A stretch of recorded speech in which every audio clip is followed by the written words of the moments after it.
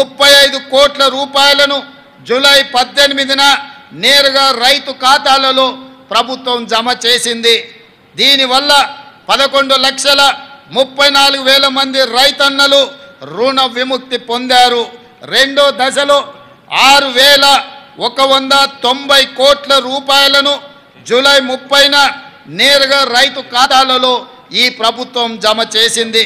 దీనివల్ల 6,40,823 మంది రైతన్నలు రుణ విముక్తి పొందారు. కాగా 2 లక్షల రూపాయల వరకు గల రుణాలను ఈరోజు మాఫీ చేసుకోవడం ద్వారా ఒక అద్భుత ఘట్టాన్ని మనం ఆవిష్కరించుకోబోతున్నాం. దేశానికి స్వతంత్రం వచ్చిన రోజే తెలంగాణ రైతుకు ఆర్థిక స్వతంత్రం వచ్చిందని ఘనంగా చెప్పుకునే రోజు ఈ రోజు. ఈ కార్యక్రమంతో మా జన్మ ధన్యమైందని మేము భావిస్తున్నాం. ఎందుకంటే దేశానికి పట్టెడు అన్నం పెట్టే అన్నదాత సుఖ సంతోషాలతో ఉంటే దేశం సుభిక్షంగా ఉంటుందని మేము ప్రగాఢంగా విశ్వసిస్తున్నాం. అందుకే 31,000 కోట్ల రూపాయలు వెచ్చించి రైతులను రుణ విముక్తుల్ని చెయ్యాలని ప్రజా ప్రభుత్వం నిర్ణయం తీసుకోవడం జరిగింది. రైతు బాగుంటేనే రాష్ట్రం బాగుంటుందని విశ్వసించే ప్రభుత్వం మాది. అర్హులైన రైతులందరికీ రైతు భరోసా పథకాన్ని ఎకరానికి 15,000 రూపాయల చొప్పున అందించాలన్నది మా ప్రభుత్వం యొక్క సంకల్పం. గతంలో అమలు జరిగిన రైతు బంధు పథకం కింద ఎకరాకు ప్రతి సంవత్సరానికి 10,000 రూపాయలు మాత్రమే ఇచ్చారు. అది కూడా అనర్హులకు, సాగులో లేని భూమి యజమానులకు, రియల్ ఎస్టేట్ వ్యాపారులకు కూడా లబ్ధి చేశారు. దీనివల్ల ప్రభుత్వ ధనం దుర్వినియోగం కావడమే తప్ప రైతు ప్రయోజనాలు నెరవేరలేదు. మా ప్రభుత్వం రైతు భరోసా పథకాన్ని సక్రమంగా అమలు చేయాలన్న లక్ష్యంతో విధి విధానాలను రూపొందిస్తుంది. దీనికోసం ప్రభుత్వం మంత్రివర్గ ఉపసంఘాన్ని నియమించింది. ఈ ఉపసంఘం రాష్ట్ర వ్యాప్తంగా పర్యటించి రైతులు, రైతు కూలీ సంఘాలు, అదేవిధంగా మేధావుల నుంచి అభిప్రాయాలను సేకరించింది. వాటిని పరిగణలోకి తీసుకొని విధి విధానాలు రూపొందించి త్వరలో రైతు భరోసా పథకాన్ని ప్రారంభించుకోబోతున్నామని తెలియజేయడానికి నేను చాలా సంతోషిస్తున్నాను. మన రాష్ట్రంలో వరి సాగు చాలా విస్తీర్ణంగా జరుగుతుంది. కానీ పండిన పంటకు సరైన గిట్టుబాటు ధర రాక రైతన్నలు తీవ్రంగా నష్టపోతున్నారు.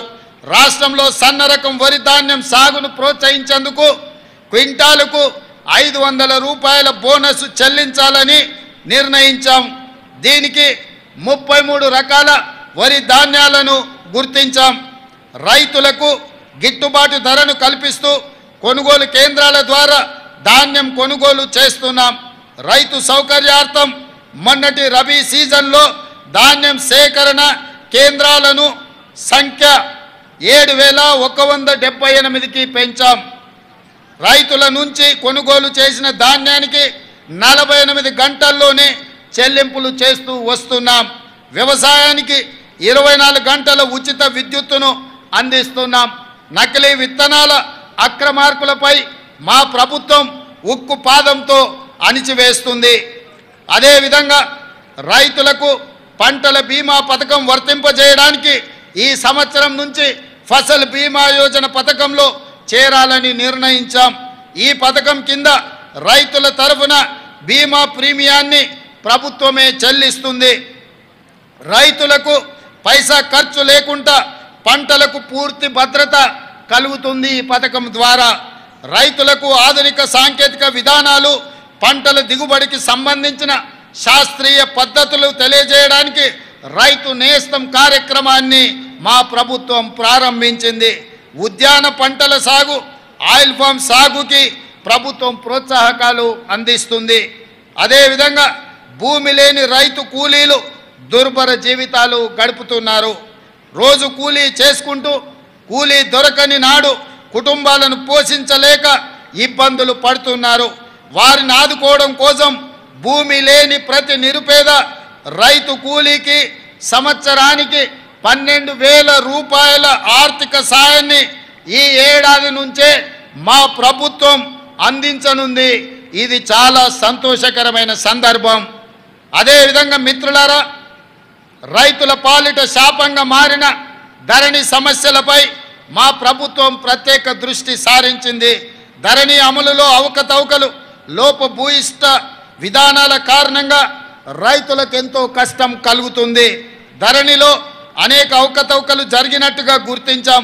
ధరణి సమస్యల పరిష్కారానికి 2024 మార్చి 1 నుండి 15 వరకు స్పెషల్ డ్రైవ్ నిర్వహించాం.